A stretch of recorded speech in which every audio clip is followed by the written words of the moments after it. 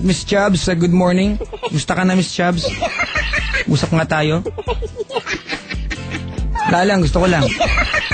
Nandiyan ako kanina, mga kaibigan, at wala lang.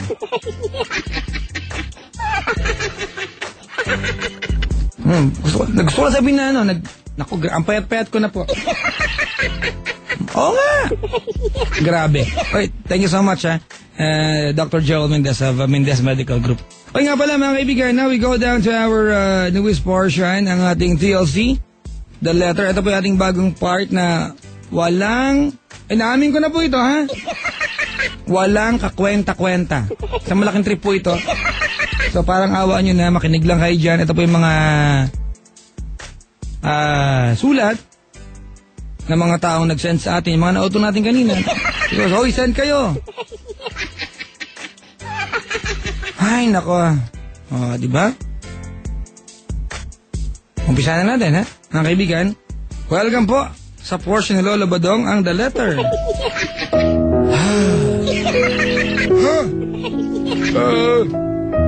Hanyaman na! Hanyaman! Orasyon ba ito? Hanyaman na! Hamaniman naman niya mo. Parang taka lang ako, We're going to read, ilan ba ito na napili ko? 1, 2, 3, 4, 5, 6, mga kaibigan.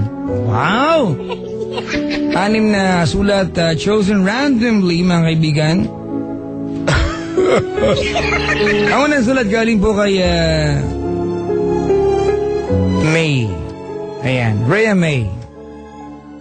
Dear Papa, hindi ako to, ha? Sana habang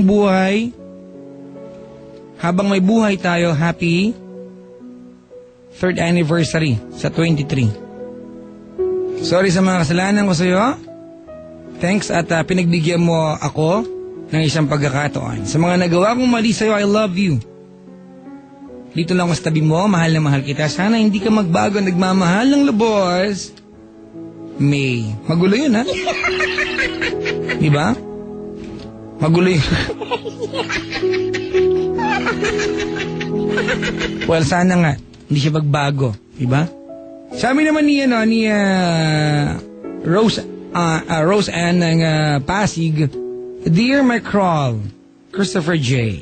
Gusto ko yan, ha? Crawl. Of Cavite. Mahal ko, sorry if minsan yung insecurities ko umiiral talaga. I don't want to make promises, pero gagawin ko ang sinasabi ko na magkaroon ako ng confident sa sarili ko. Okay. Thank you sa pag-intindi sa akin. Mahal na mahal ko kayo ng baby, ni baby Python. Or Pifen, di ko alam anong basa nito. Kahit hindi siya akin, mahal ko pa rin siya na parang anak ko. Wow! What a good heart. Both of you gave me reasons to wake up each morning. Palagi ko yung kasama sa mga plans ko, wishing and dreaming, magkakasama tayo, building a happy and loving family. I love you so much, Christopher J. And baby Pifen. Advance happy birthday, baby. Love, hugs, and kisses. Perp.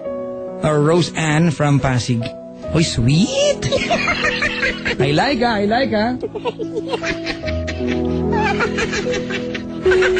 Sabi naman ni May na naman, mga kaibigan, Han, I just wanna take this opportunity to tell you how much I love you. How much I value you. You know what you've made my world so inspired. Thanks for the person that I know would never leave me despite of my imperfections. I love every seconds, minutes, hours, days that I'm sharing with the person that I wanted and prayed to be with. I love you, Han. Take care, May. Pinaganda ko na lang po, mga kaibigan, kasi judge mo niyang pagkakasulat dito. Ulitin ko nga, yung talagang pagkakatext. Han, I just want to take this opportunity to tell you how much I love you. How much I value you, sabi niya. You know what? You've made my world so inspired. May ex Thanks for the person I know would never leave me despite of my imperfections. Oh, diba? I love every seconds means hours, days that I'm sharing with the persons that I wanted and prayed to be with. Kasi pwede namang diba? I-type in tamang spelling Gulo. Sabi naman ni Ann, daming Rose Ann din to. Wow, English to mga kaibigan buckle up mga kapatid Okay, brace yourselves. For real about to read an English paragraph. Hirap to.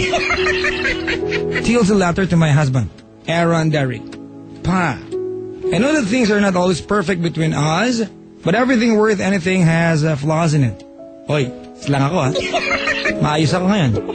No one is perfect, therefore, no relationship can be perfect. Nax, dictionary.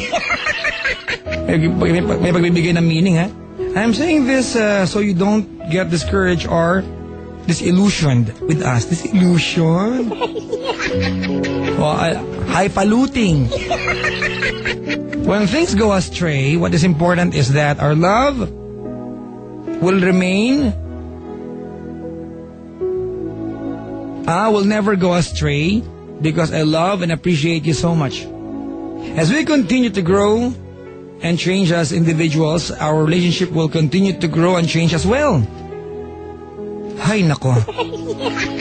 But since at the core of our relationship there is a very deep respect and love for one another, our love can only grow stronger and more beautiful every day. I love you more, Pa, your wife, Roysa, Ann.